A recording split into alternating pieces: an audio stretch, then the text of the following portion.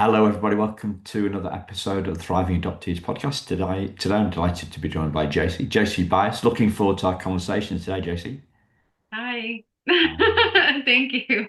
all the way from West Virginia. West Virginia Fostering Together is an Yes. organization that Jaycie is the executive director of, right? And Yes. she is also a mum through adoption. So you have one child through adoption and you're in the process of adopting the other one who you're fostering. Is that right? Yes. Yeah. My daughter was adopted in 2021. I'm sorry, 2022. Yeah. We got her in 2021 from foster care and adopted in 2022. My foster son is currently in an appeal process, but he will hopefully be adopted soon. And we've had him literally, it has been 2 years ago today. Right. We've had him, so 2023. Yeah. Fantastic. Fantastic. So you're right in the middle of this stuff, right? Oh yeah, I live and breathe. I live Yeah, and breathe this world. Yeah. you live and breathe this word. Yeah. And we because as a guy adopted as at birth, well, not at birth, I was 5 weeks old, right? We often Mhm. hear hear these challenges around adoption from foster care being a bigger challenge, right? Because there's been other stuff going on. It's not just the relinquishment trauma. Um, Yeah. so yeah, in the midst. Yes, in the midst. Yeah. It's funny that you say in the midst because I was literally at the psychiatry office yesterday with my 5-year-old, and that has been particularly challenging and something that had not happened until after adoption with her. And the thing with that had the part that had been challenging for us in that is um, how do we navigate this system as adoptive parents where there are really no post-adoptive services for children out of foster care? I mean, the state of West Virginia does a really great job of providing stipends until they're 18, which is really wonderful. They also provide health insurance until a child's 18. And then even honestly further if they continue their education. Or work. However, um, when she's 5, she doesn't really even know what's going on. I don't know what's going on. So Yeah, we are walking through this step by step, not even in my own home, but also in the families I serve. yeah. So your empathy for them, right? Yes. You, you, Oh, yes. the sense of being not being alone at this tricky stage. Yeah, yeah. So this support page, this West Virginia Fostering Together support page, even at its inception, which we became a 501(c)(3) nonprofit organization in 2023, but it had been around since 2018. So we're about, 7 or 8 years, I guess, into this. It started was started by a foster mom. Um, and so it was kind of the way of I share the same, of course, mission and vision that she did as I kind of took this over after she had relocated, but sharing the same mission as nobody knows better than a foster and adoptive family how to take care of a foster adoptive family. Um, and when I say foster, of course, in our state, that kind of goes hand in hand with kinship, because in West Virginia there are so many kinship families, grand families, in that way too. So nobody knows better how to take care of us than us, and so Yeah, that's really how Fostering Together was born, and how it's doing so well, I think, to this day. yeah. What I've one of the things that I heard early in the podcast from an adoptive mum was this the truth that uh, it's not about the kid. It's not about the kids. It's about us as parents. And Yeah, she said, unpacking our own emotional baggage. Yeah, absolutely. Yeah. So I can 100% speak to that. And it's because it literally is what I'm living through today. Like every single day I'm doing this. So one of the things that I really have taken upon myself as a mother is I'll heal for you. And that's one of the things that I really have um, gone through in this year. What about me needs to heal for my kids? Because unfortunately, my kids, and the majority of kids that enter foster care or become adopted through foster care may not be at the place and time that they're ready to heal themselves. And so, what can I do to better myself so that you have a better life? And for me, I'm typically a mom who is quick and I tend to get frustrated easily. I don't have a great um, patience span, I guess is the right way to say it. And so in doing that, in seeking my own therapy and trying to heal myself and expand my patience levels and things like that, I have made it so my daughter has had an easier time on her own to heal from her own things. And we'll continue to do that. She's only 5, and so she'll continue to do that as she gets older and more understanding of her life and her situation and her own personal story. And so, um, if, as somebody who goes hard for my kids, goes hard for the kids in West Virginia, I've said this before, but I totally mean it. I don't care to be a force. Like, I'm unrelenting about my kids and these kids in our state. And if that means that I can change myself to help them, I'm so willing to do that. And that's what makes a good foster parent, truthfully. It Yeah. does. It helps to make a good foster parent. Yeah. So we're just over 600 odd episodes in now of this podcast. And Yeah. I started thank you. Yeah. I started yeah, I go hard like you, right? Yeah. Yeah, just a little bit. Right? Right? On a good day, it's a passion, right? On a bad day, it's an obsession, right? Yes. That's how. So true. Yeah, like the manageability of these kids, like how can I manage this better for Yeah, them? I just meant me, the podcast. Well, yes, but like That too. Yeah, that's how passion is. And like, but look at, in my opinion, look at what you're doing. Right now, it's indirect for children. And truthfully, West Virginia Fostering Together is indirect for children.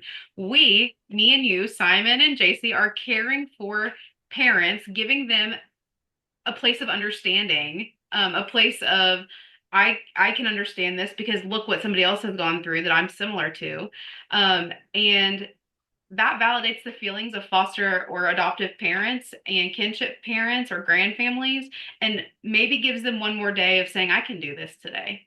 yeah, Yeah. That's just how I feel about it. I don't deal with children directly in my work, but I take really good care and of right now we have almost 2,000 foster adoptive and kinship families in our state that belong in our support page, and I take really good care of them. I feel like I do, and I feel like they think I do too. yeah. So Good. that's passion though, caring for That's people passion. that are caring for the kids. Yeah.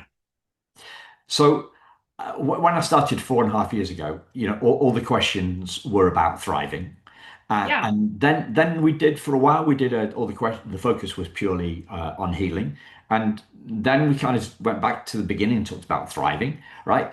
But you've mentioned the healing word. So what does healing mean to you?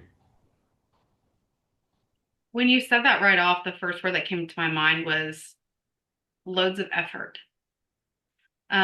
Just making the conscious effort to do better and be better for other people and for yourself. You can't, of course, you can't heal for other people. Like you can't heal because somebody wants you to heal. You have to be ready and it has to be on your own time, but you also have to put a load amount of effort into it.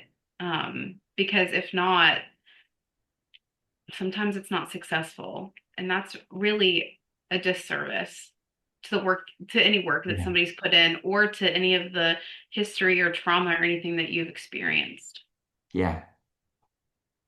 For me, the word that came up was, and as I was listening to your question, I thought your answer. I was thinking that there's got to be an intention first, Yeah. right? It's got to be intentional, and then it's got to be effortful. It's got to be Yeah. focused, and it's got to be Yeah. about um, it's got to be about doing the hard yards, right? Yeah. About Yeah. doing the hard yards. Absolutely. And what? So that to me is, and I might be splitting hairs, JC. Just tell me if I'm off, right? No. That seems to me about process, Yeah. right? And it is essential, right? We can't like I've been on my healing journey for 18 years now, right? Yes. So I came out of the fog, right, which is I became aware of the trauma that was going on for me with the Hmm. about the teddy bear, right? That's 18 years. So and I'm still intentional. I'm going to a retreat. I'm going to a retreat tomorrow for Oh, seven awesome. days. For 7 days, right? So I'm still putting in Yes. the yards, and that'll. But that's only probably the third full retreat that I've been on in those years. Anyway, but what's the goal? What's the definition? What's the space? What is healing? Where are you trying to get to on the process? What's healing about rather than the process to healing? Yeah, I think that when we have things that happen to us, traumas, experiences, negative experiences, that takes something from us. I mean, it really does. It gives us and our children and the people who have experienced trauma, in any capacity, the visual of it just like leaving holes of you. Like it just takes holes of you and you just don't feel complete. To me, healing is being willing to put yourself back together, go through it, grieve. Um, I think that's a big one. Grief for me has been a big um, factor of my healing personally and the things I've gone through in my life. And not just grief of like a person, of course, but grief of a situation and grief of expectations. And so getting through all of that in order to patch myself up, and to know, of course, acknowledge that that's still there because even if you heal, you're not going to become a complete person again. Like if we're using the visual of a person with holes in them, you can patch, but you're never going to look exactly the same way again. And so healing to me, the end goal of healing, the end game of healing is to put learn how to put those parts of yourself back within you and put them in a healthy way so that you are a full and complete person at the end of this. Yeah.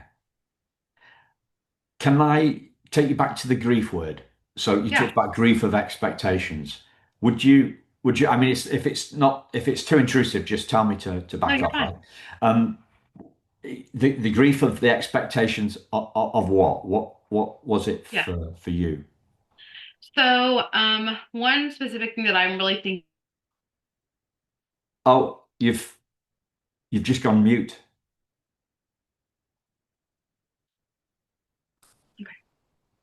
Sorry about that, ladies and gentlemen. I lost Jaycee's voice and then my internet went unstable and it never does that, right? And it knew that because we're getting to the best bit, Right. right? The best bit of the interview is Jaycee's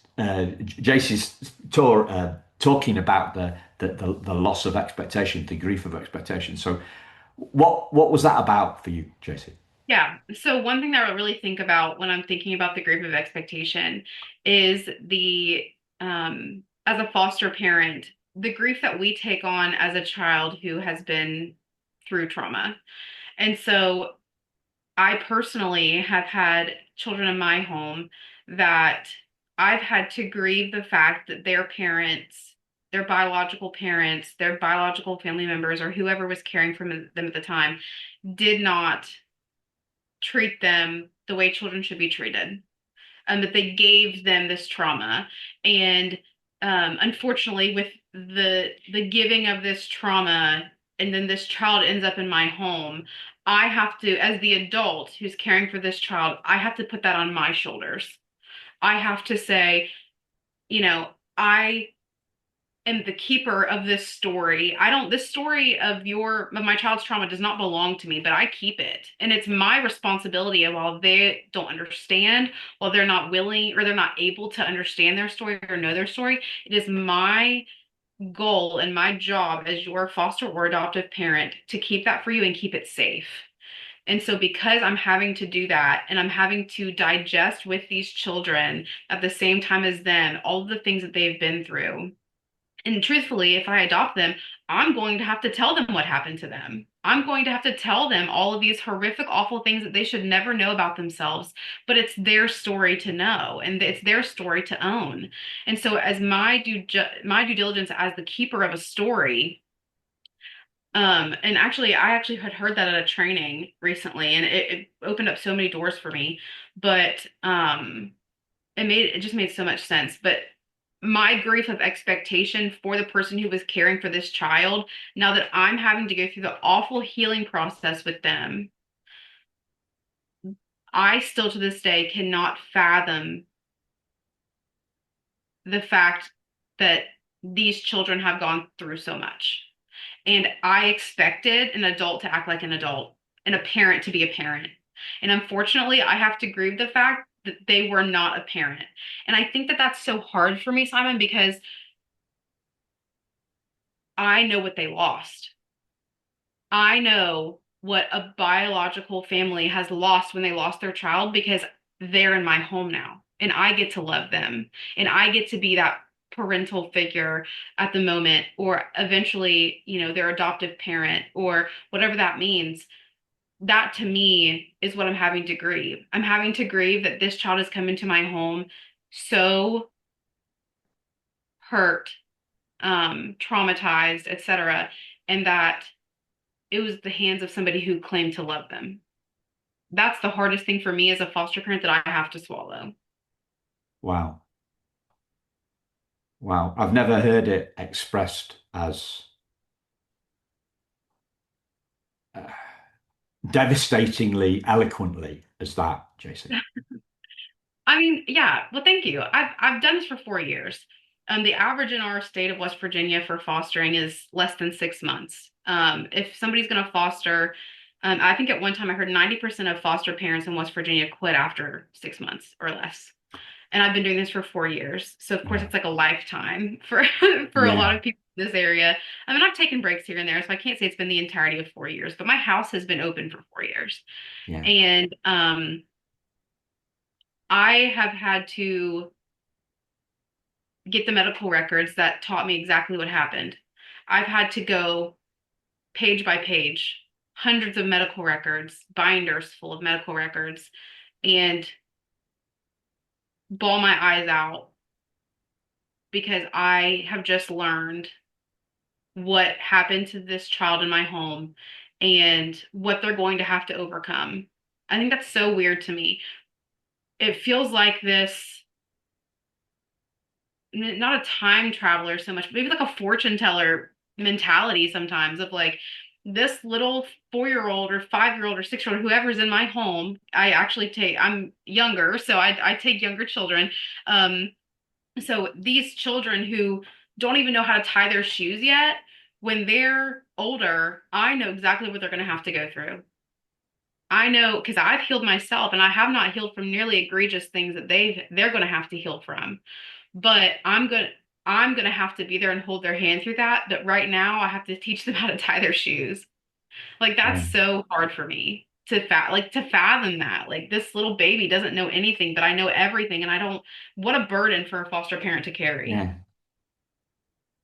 The image that was, or metaphor that was popping into my head as you were explaining that was like you're kind of like caught in somebody else's horror story. Yes. Exactly. That's exactly what we're doing. We have to keep this child safe. We have to keep their story safe. We, are human, of course, and we are angry. That part of healing is anger, of course. Part of grief is anger. We are angry that these whoever the perpetrator of the abuse was had done this to a child, but we still, to the face of a child, your mom and dad are trying their absolute best to get you home. Your mom and dad love you so, so much. And I love you too. And I'm so glad you're in my home and you're safe. And your mom and dad are trying to make it so safe for you so you can come back. I have to do that to the face of a child, but behind my head, I'm screaming, Simon. I'm screaming because that child does not understand and maybe will never understand that what happened to Yeah. them should have never happened to them. So it's like an assault on your belief system, really. Like Yeah, like when you said expectations, I thought you were going to go somewhere. I yeah, and I thought because I've heard another adoptive mum that I interviewed a few weeks ago. She talked about the loss that she was grieving the loss of her dream of how fostering was going to be, how fostering and yeah, fostering to adopting was going to be. But she didn't go anywhere into the space that we've gone today, that you've gone so bravely today. But it's it's like the no child should have to do this. yeah, No child should have to go through this, and it's like a fundamental assault on your kind of belief system. Seems to be too small a word, but what a mum should be, what a dad should yeah, be. yeah, It's a fundamental clash, and instead of it being uh, beautiful, it's been a horror story for these yeah. youngsters. Exactly. Yeah. And truthfully, a lot of it too, and it's the other side, the expectation on a foster parent. Like, so we as foster parents have expectations that, of course, didn't come through in terms of the people who were caring for the children in our home prior to them being in our home, to maybe where abuse or neglect or whatever took place. So that's an expectation. And then also there's an expectation of the system on a foster parent to Yes. love them as hard and as fast as you can while they're in your home, get too attached, you know, that is a huge thing that people say here is to get too attached. And I completely agree with that. Don't you think the child needs you to be too attached to them? I mean, don't you think they need that capacity of love from you? Absolutely they do. But there's also the expectation of love them as hard and as fast and be a force and be unrelenting about these children. But if I take them from your home for any reason at all, you have to be okay with it. You need to be able to bounce back. That's not fair. How that is one personally, this is personally, I don't understand how we have dehumanized a foster parent because that's how it feels. And this group that I am in charge of, and all of these things, we expect foster parents to have all of the emotions, all of the time, be there for your foster children, but when they're not there anymore, feel nothing. That's impossible for a It's human. it is. And It must be. that's something else I've said too, is there are not that many volunteer positions in this world that you can go to and leave traumatized. I would put in that category first responders who are, on the front lines, um, people who volunteer to go into the military. I would also put foster parents, scarily in that same category. We have volunteered to take on the children who are in the state's custody, and we are all leaving traumatized because we feel the emotions of the kids. We know what the kids have been through. We love on these kids every single day, and they may not stay. And we have to be okay with that because reunification is the goal. Children are less traumatized when they go back with somebody that loves them, that's part of their biological family, somebody they've grown up with. That's a proven fact. But also, part of my job with West Virginia Fostering Together is how am I going to love a foster parent through this process? Because nobody's loving a foster parent at all. No. Well, we do here on Thriving Adoptees, Yes. right? Well, of course. Yeah, of We're course. What do you sending think? I we're promise. sending the love. We're sending the love.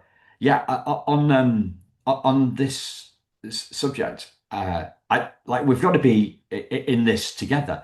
I saw something on a birth mums group, and wait, it's a birth mums page. I'm not obviously I didn't pretend I was a birth mum and join a birth mums You didn't Facebook group. infiltrate the This was group. the birth, Yeah.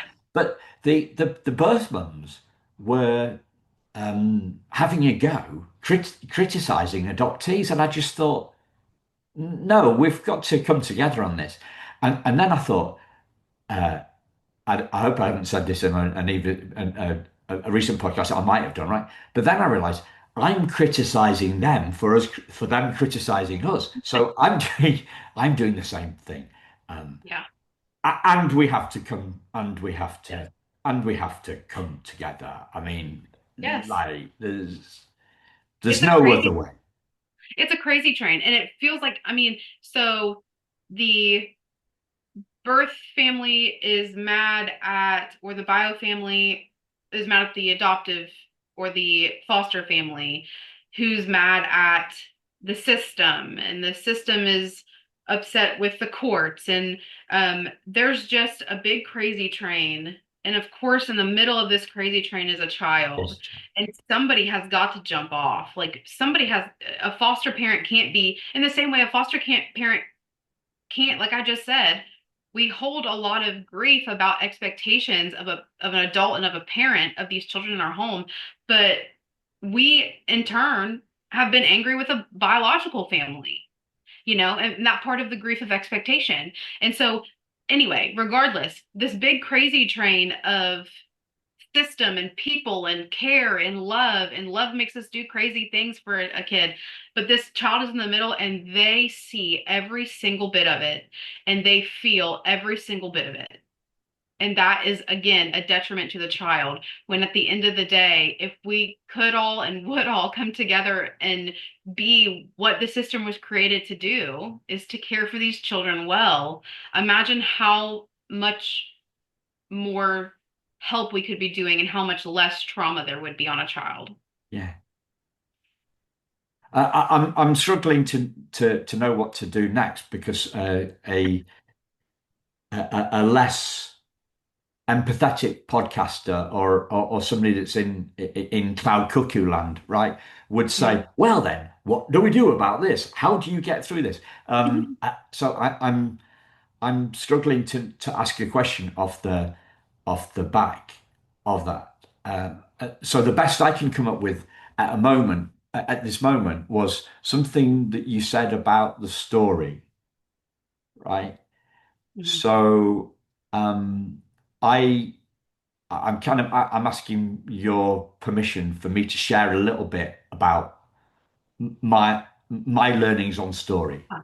please, please, Okay. yeah.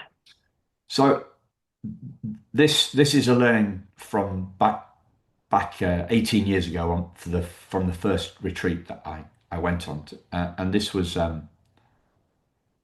led by two great people, Richard Wilkins and Elizabeth Ivory, Liz Ivory, and I'm going to name check them in case people want to find out more. And there is a book. Liz has got a great book. It's called It's Not Your Fault. It's called the book's called It's Not Your Fault. And the the week, the 5 days that we spent together on this retreat was all about sharing our story, uh, realizing the story that was in our heads about our story was untrue, right? Mhm. And separating us from our story, right? So, like, we are not our story Yeah. because that until then, I'm kind of stuck with the past, Hmm. right? And as Richard says, and it's a beautiful line, right? The past is a place of reference, not a place of residence. So we're looking forward. If we are, I felt wedded to my story. Yeah. My story as an adoptee, my story as a an entrepreneur that should have been a better entrepreneur, Hmm. right? And Yeah. all those doubts, all that a guy who listened to the inner critic Yeah. rather than calling BS on the inner critic, a guy who Right. thought he was the inner critic, thought because Yeah. the inner critic has got our voice, right? Yeah. So we think it's us. But Yes. it's not. We've picked that up from the world. We've picked that up from the world around us, and that has become into the has been come into the story of us. So like this. So for me, the kind of like the separation from the story was huge. And um, and as I was saying that, I'm thinking this is kind of like a direct, it's a clash with your with what you said about story. But maybe there's no, maybe maybe I'm imagining the clash, or overemphasizing the clash, or overestimating the clash. But what do you make of that? So I think that as somebody with like a story of her own, I actually tend to be the same way you are. And something my therapist constantly tells me is, wow, you believe a lot of lies about yourself, don't you? And I'm like, maybe I do. So, but also with the identity, I mean, the true identity, I can't say that word, true identity crisis that a traumatic history or a traumatic story gives. Um, I think that part of the process in understanding that um, you are a child, you have been a child with trauma or whatever, is understanding that you maybe are not your story, but your story is part of you. Um, I like the nuance of it's not a residence, it's a reference. And that really, in my personal life, is how I feel we will probably teach our kids about themselves. Um, Nothing to crutch on, nothing to, um, nothing to like. I call it snug bug in, but I know you probably don't know what that means. It's like snug bug in is just like get snuggly and stay there and just burrow and burrow until you're snug. It's not a place for that. It's a place for you to understand, and it's a place for you to be aware. It's a place for you to first to be aware, of course, aware and understand, but also like we've been talking about, a place to heal from. Um, Really, the this notion of a reference is, of course, for children who have had trauma, that is the starting point of their lives a lot of time. Because we as foster or Yeah. adoptive parents make them feel that way.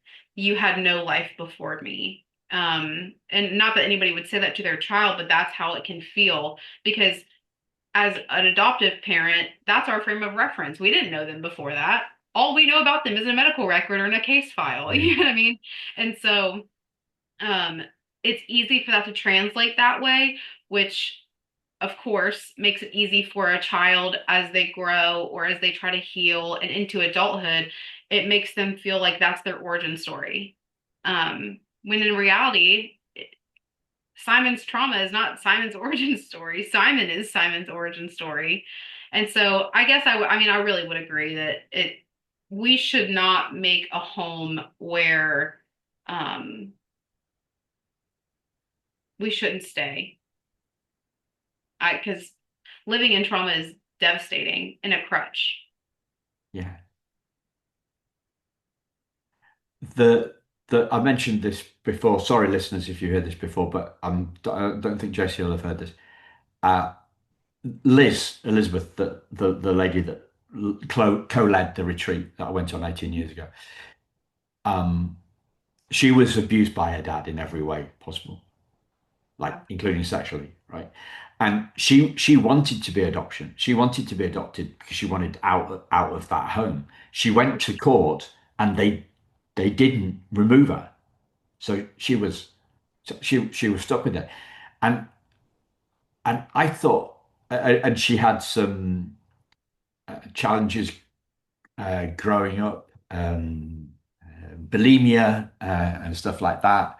She was functioning in the world. She was a hairdresser and a dance teacher and stuff like that. But she was, she was masking it all. But she had a big big epiphany moment. She nearly died in a car crash, and that kind of changed her trajectory and made her far more appreciative of her past. Right. Um, and for me, like that's the hope. So if she can get past that, then anybody can get through past anything. Now, but the how I'm going to get through my stuff is going to be different to the how she Yeah. got through her stuff.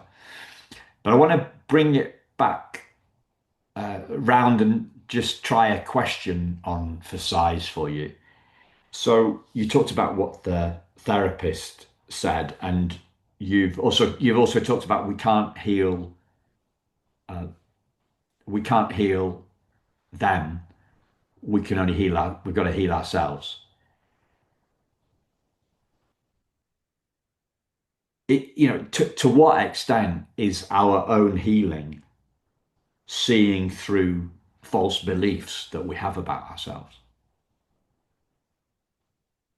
Um, in my personal journey of healing, there was a lot of years where I was okay with believing things. So for example, maybe just keeping on the same track of the story of healing I've been on. Um, Maybe I believe that my child's biological parent abused or neglected them because they were abused and neglected, which is probably true. Statistically, it certainly is. Um, or maybe I believe that they didn't have the mental capacity to care for this child. Unfortunately, no matter the circumstance, a child should never have been abused or neglected. And so, kind of, even if I'm still in the complex of my own brain of I believe these things, and maybe I'm guessing, maybe that's the way I've compartmentalized it, or somebody's compartmentalized it of, well, they, I don't know, let's just say they abused her because they were abused themselves. Okay. Well, even if they were abused themselves, that doesn't mean that they abused somebody else. Um, and so that filter, unfortunately, can the filter of believing something that could or could not be true. If I'm right here, here's the filter, and my child's right in front of me, and I'm believing through this filter that they were hurt because somebody hurt their parent, that is not giving them the capability of a full healing journey. That's giving them, that's feeding to them something that could or could not be true, or an excuse, or a crutch, or something, when in reality, healing is busting it wide open. And it doesn't matter if somebody has hurt her family or hurt somebody who hurt her. Because at the end of the day, while hurt people do hurt people, that doesn't mean they should. That doesn't mean they should. That's why we have generational curses. And that's why we have Yeah. generations of child abuse and generations of sex work and etc. I mean, pick out of the lot, you know what I mean? And so that to me is the detriment of putting a filter in front of you. Maybe you're trying to lessen the load for the child. They loved you, but unfortunately they had been hurt by somebody else, so they hurt you too. Maybe you're trying to lessen the load. To me, that's a detriment. And that's something I've personally had to learn. Yeah. Personally, when speaking to my own children. Yeah.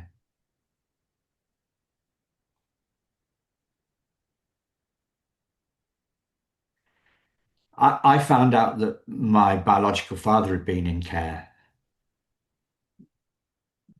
uh, Sure, that and was hard. it explained things to me. Yeah. Um,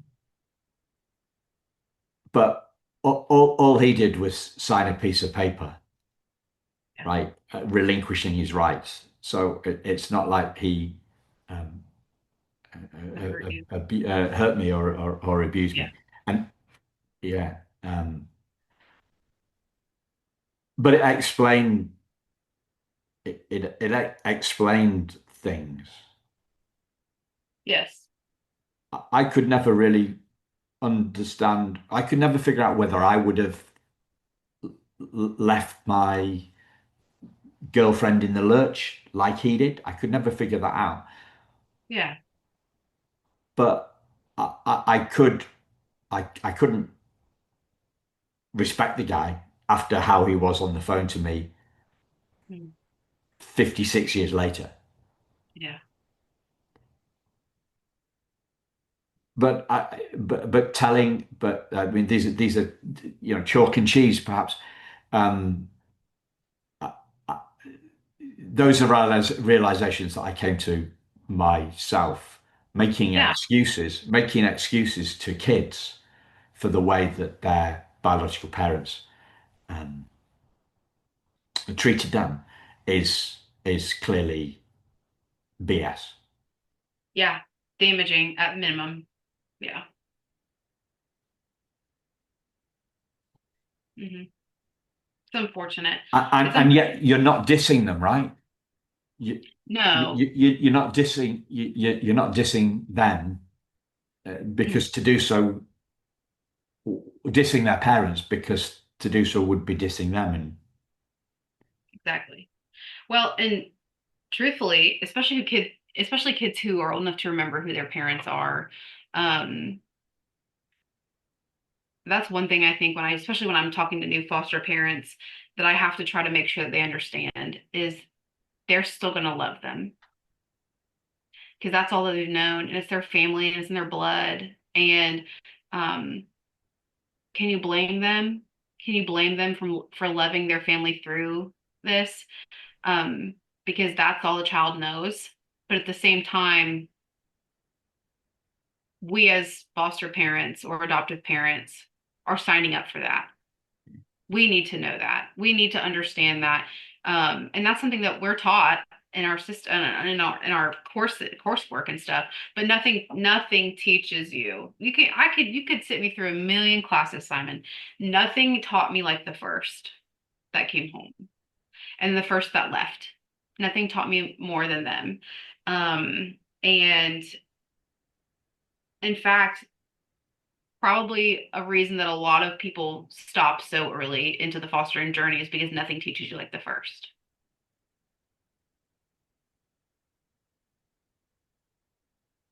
it's just too much of a horror story. Yeah. And I'm going to use the word grief again because it's fair. A grief of, like I said, the grief of the horrendous things that these people had done to these children, um, or the neglectful things, or etc. Again, pick out of the bag. It's the grief of the system, the lack of transparency, the fact that, um, Liz from the retreat, that's a grief of the system, in my opinion. As soon as you said that, I said, wow, what a grief of the system that they made her go back home with him. That should have never happened to her. It shouldn't have happened to her to begin with. But then it's like opening the door and saying, welcome in. You know what I mean? So that to me was really, I hate to hear that about the system in any capacity. But anyway, the grief of being a foster parent is too much of a load to bear for people. Um, But you stuck with it. I stuck with it. So, like, is this Why? is this love over grief? It was for me. It was for my husband and I. And it was because Is that sorry? That's a bit reductionist. I'm just asking it no, as an it's open. okay. If you're gonna have to reduce it, that's the perfect way to reduce it. Um, and it's the choice of how much am I going to take on this myself? How much of this grief am I going to take on um in return for love? And that again feels like selfishness. It does. Um, but at the same time, foster parents have to take care of themselves. And so again, I couldn't blame some of these parents for not continuing. If it's too much for them and you're going to, if you are going to be a detriment to the system because you can't get through the grief, then you should not be a foster parent. But at the same time, our first placement we ever had, we had him for 5 days. We picked him up and they said he'll probably stay with you forever. And of course, that's the rule of thumb. They're never supposed to say that. I'm a social worker. I have two social work degrees. And so I knew that. I knew that they weren't supposed to say that. But this little baby's in my arms and he's 3 weeks old. And I believe them. And so we get him home. We love on him. They come to do their 72-hour visit. And they said he's going to be leaving on Tuesday. And that was in 2 days. And I was like, I still remember how I felt. Like my mouth was open, but again, like that notion of I'm screaming inside. Like, how could you have done this to me? Like you told me he would stay. You told me he would stay. What happened? What changed? Um, and there was a kinship placement, a very good kinship placement that was willing to take him. And so because I loved this child so much and because I did not want him to experience more trauma, I personally, not that I physically didn't, I mean, I let him go physically, of course, because I had to, but I had to let him go. Because I knew that even though I loved him, even though he would have done well in our home, he still would have been more traumatized in my home had he not gone to a kinship placement. So I loved him more than I loved the comfortability of just stopping. Um, but I actually called our social worker that night, and I said, I just don't know if I can do this. I don't know. I was in the same place everybody else is. I said, I just don't know if I can do this. And she said, I could blame you if you would quit after the second one, but I just don't know if I could blame you if you quit after the first. Um, and so I said, okay, we'll try one more time and we'll see what happens. And the next day she called me with my daughter and she's been home ever since. And so imagine I had said no though. Like imagine I just said I can't do this anymore. Then, one of the very best parts of me would not be part of me. And I can't imagine a life without her. Um, and so that to me was the give and the take. Um, I know that kids are better off in kinship. I know they're better off at home. I might not be better off, but they are. And that's all that matters. I signed up for foster parenting to have children be better at the end of the day. You know what I mean? And that it just went to us, my husband and I, it was not fair to not help other children because we knew this was a possibility. We knew that. Sometimes love is sometimes the grief of the system, the grief of etc. is too much. And I can understand because I've been through it. But also, sometimes I feel like foster parents need a reality check. You signed up for this. You knew it was going to be hard. When you're in the minute of it, yeah, it's harder than it feels. On your course classes when you're trying to learn how to be a foster parent. So, anyway, that was a long-winded response, but truthfully, I feel like you have to be willing to sacrifice something to do this. And if you're not willing, then I wouldn't do it if it was me.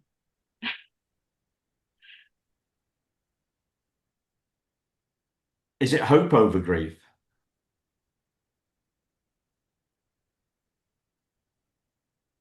For me personally, it is, but I don't feel like it is for everybody.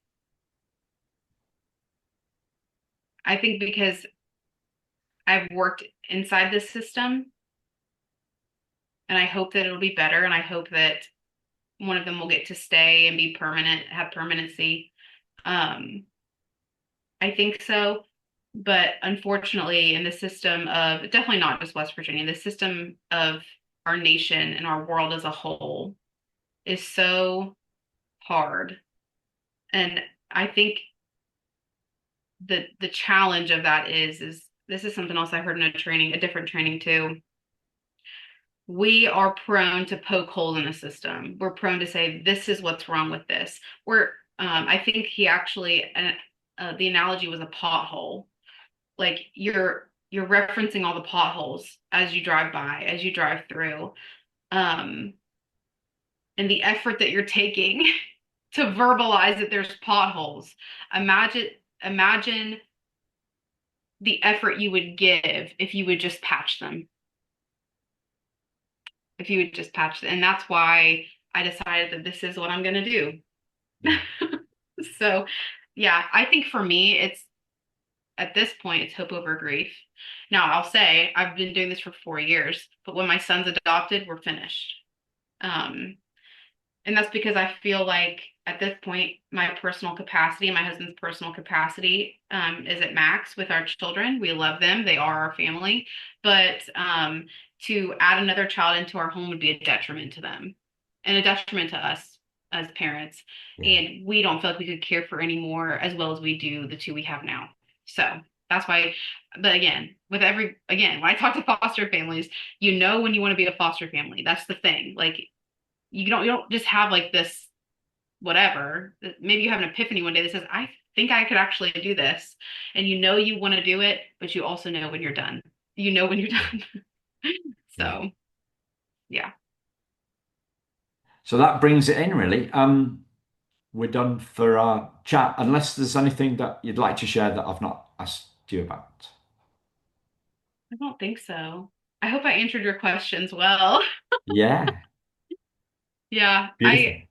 It's a lot to carry. Like this whole um navigation of the system, no matter where you are. If you're in West Virginia, if you're in the UK or wherever you are, it's a burden for whoever is in the system in any capacity, as an adoptee, as a social worker, as a foster adoptive or kinship parent, as a leadership, as whatever. It's a burden to hold. Yeah. Thank you, Jaycie. Well, thank you. I enjoy podcasts. I've enjoyed listening to thriving adoptees, and thank you for having me. You're very welcome. Thanks, listeners. We'll speak to you again very soon. Take care. Bye bye.